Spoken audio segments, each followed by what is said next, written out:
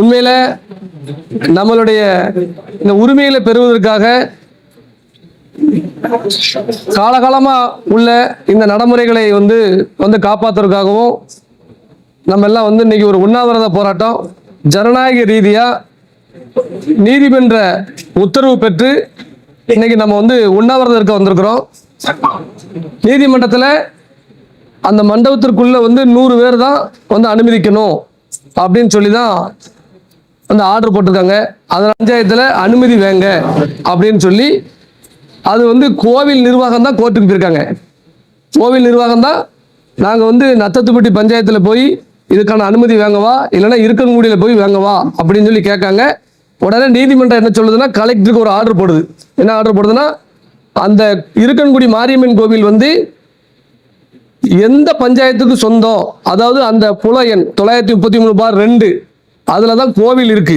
கோவில் இருக்குது என்னது சர்வே நம்பர் 933/2. அப்போ அந்த சர்வே நம்பர் நத்தத்துப்பட்டி பஞ்சாயத்தில் இருக்கா இல்லைன்னா இருக்கன்குடி பஞ்சாயத்தில் இருக்கான்னு சொல்லி நீ அளந்து கலெக்டருக்கு தான் அதிகாரம், அவர் என்ன சொல்றாரோ அதுதான் அப்படின்னு சொல்லி கோர்ட்டு ஒரு ஆர்டர் போடுது. உடனடியாக 10/10/2024 அன்னைக்கு கலெக்டர் ஒரு என்ன சொல்றாருன்னா ஏற்கனவே அளக்கிறதுக்காண்டி எல்லா பக்கம் நோட்டீஸ் அனுப்புறாரு.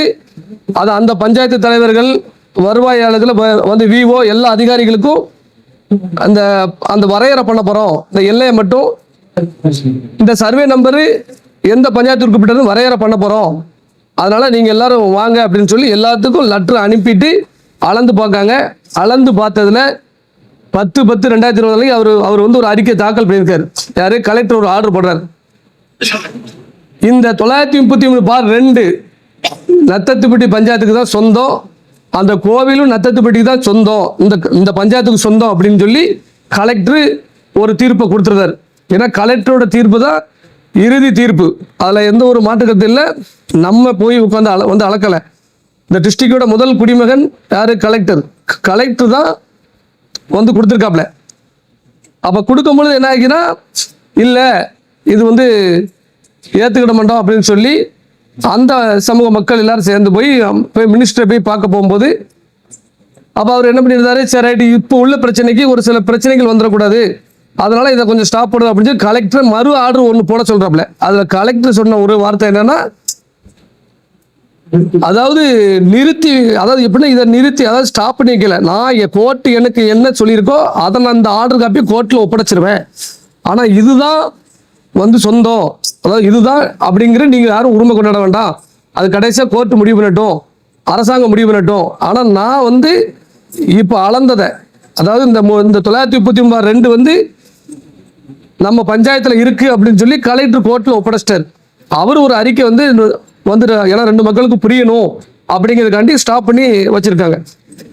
கோர்ட்டு என்ன, அவங்க உடனே கோர்ட்டுக்கு போறாங்க. கோர்ட்டுக்கு போகும்பொழுது கோர்ட் என்ன சொல்லுதுன்னா 8 வாரத்தில் இதற்கான உத்தரவை கலெக்டருக்கு அதிகாரம் கொடுத்து, மீண்டும் கலெக்டருக்கு அதிகாரம் கொடுத்து நீங்க அந்த ஆர்டரை 8 வாரத்துக்குள்ள நீங்க கவர்மெண்ட்டுக்கு நீங்க அனுப்பிடுங்க, நீங்க முடிவெடுத்து அனுப்புன்னு சொல்லிருக்காங்க. அதாவது 8 வாரமா யாரு? கலெக்டர் முடிவெடுக்கல.